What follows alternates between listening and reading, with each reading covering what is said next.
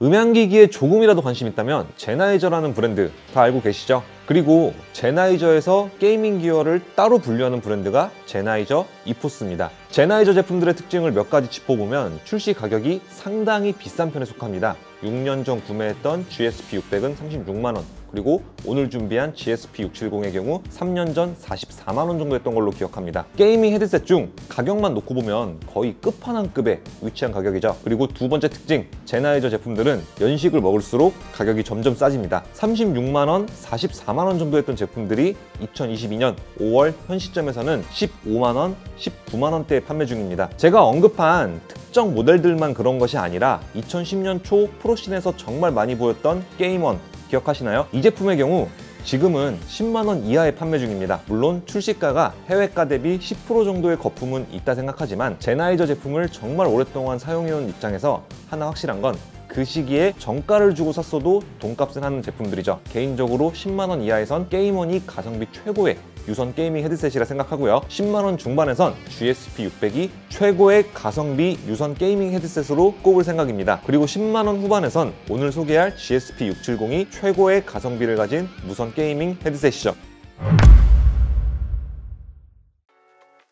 패키지는 특별할 것이 없습니다. 제나이저 특유의 박스 디자인이고 박스 외부에는 이렇게 정품 보증서가 붙어 있습니다. 저지연 무선 통신과 블루투스 연결 두 가지 형태의 무선 연결 방식을 지원하고 배터리 시간은 블루투스 기준으로 20시간, 저지연 모드에서는 16시간 정도 사용 가능합니다. 주파수 응답 범위는 10에서 23,000Hz, 무선 수신거리 10m, 중량은 398g으로 상당히 무거운 편에 속합니다. 아무래도 베이스가 GSP600과 동일해서 그런지 중량도 거의 비슷합니다. 구성품은 탈착 가능한 트랜스미터가 적용되어 있으며 연장 케이블, 충전 케이블, 각종 매뉴얼, GSP670 본품으로 간략하네요.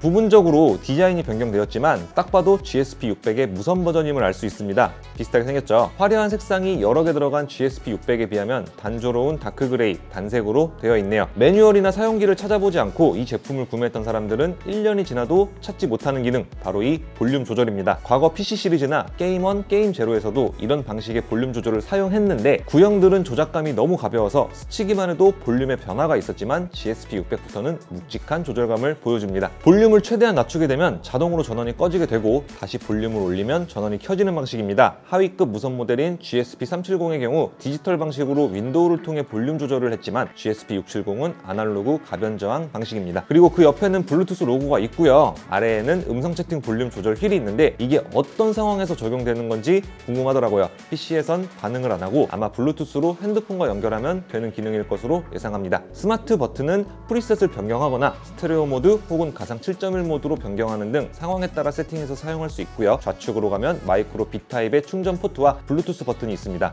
일단 마이크로 B 타입의 충전 포트는 사용을 하기 전부터 이미 불편함이 느껴집니다. 아무래도 출시일이 2019년도다 보니 C 타입이 적용되지 않았습니다.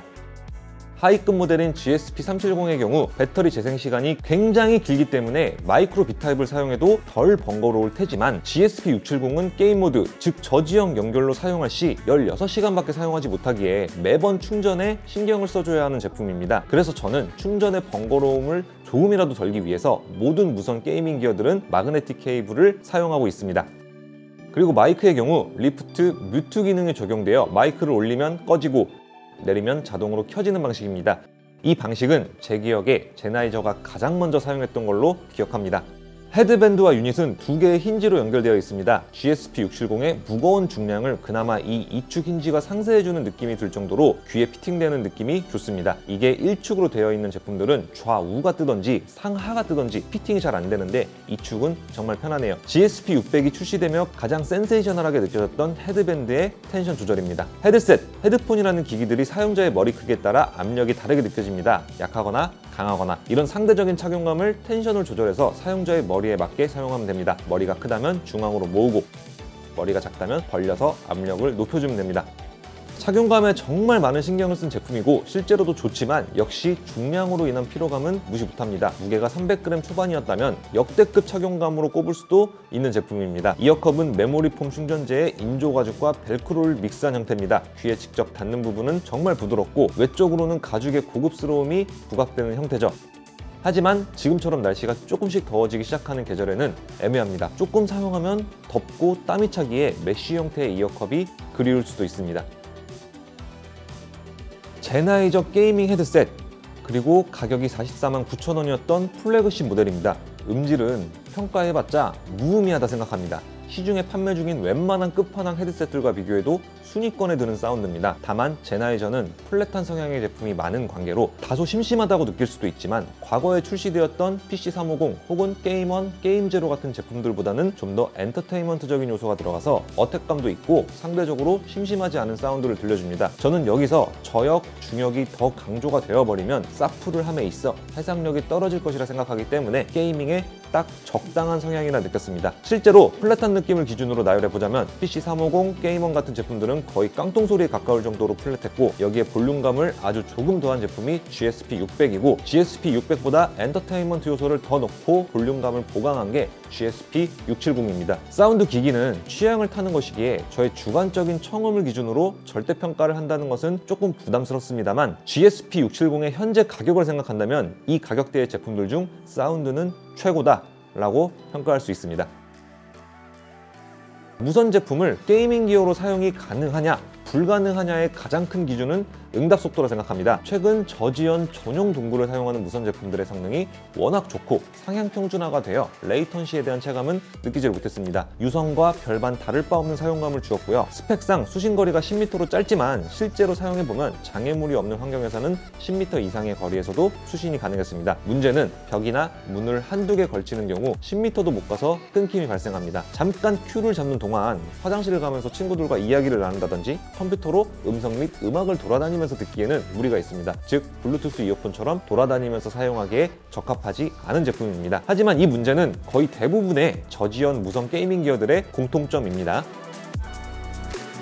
제나이저의 헤드폰을 사용해본 분들이라면 그 특유의 가벼운 착용감 정말 좋아하실 겁니다. 편집을 하면서 사용하는 HD650의 경우 몇 시간을 사용해도 불편함을 느끼지 못하는 그런 착용감이죠. 하지만 670은 너무 무겁습니다. 400g에 가까운 무게, 차음력에 중점을 둔 설계로 안락함과는 거리가 있는 제품이죠. 주변 소음을 완벽하게 차단한 채 게임과 사풀에만 몰두하고 싶다면 이만큼 좋은 헤드셋은 없을 테지만 오래 사용해도 피로감이 덜한 캐주얼한 헤드셋을 찾는 분들에게는 최악의 착용감이 될 듯합니다. 특히 이어컵의 재질이 여름은커녕 요즘 같은 선선한 날씨에 사용하기에도 덥습니다. 가볍고 캐주얼하면서 적당한 음질을 원한다? 그럼 다른 제품을 고려하는 게 맞습니다. 만약 출시가였던 44만 9천 원이라면 저는 이 제품 추천을 망설였을 겁니다. 아니, 추천 안 했겠죠. 유선 헤드셋과 사운드 카드의 조합으로 더 좋은 사운드를 들을 수도 있고 아크티스 프로처럼 배터리 교체도 되고 음질적으로나 기능적으로나 부족함 없는 제품을 선택하는 등 그 가격이면 여러 가지의 선택지가 있을 테니까요. 하지만 제가 구매한 19만 원이라는 가격이라면 이야기가 달라집니다. 이포스 제나이저의 플래그십 게이밍 헤드셋이 이 가격? 브랜드 네임밸류를 빼고 제품만 바라보더라도 음질, 빌드 퀄리티 이 가격에선 비교할 제품이 없습니다.